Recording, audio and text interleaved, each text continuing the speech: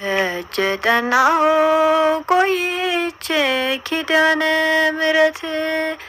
ተጽናናሁኝ ረሳሁ ሐዘኔን የአምላክ እናት እመቤታችን ሞገስ ሁኚኝ ቀሪው ዘመኔን የአምላክ እናት እመቤታችን ሞገስ ሁኚኝ ቀሪው ዘመኔ የመከራው ዘመን አለፈ እንደዋዛ አንቺን ተጠግቼ የዓለሟ ቤዛ የልጅሽ ቸርነት ያንቺም ደግነት ባሪያሽን ሰወረኝ ካስጨናቂው ሞት እናቴ ስምሽን ስጠራ አለፈ ያ ሁሉ መከራ እንባዬ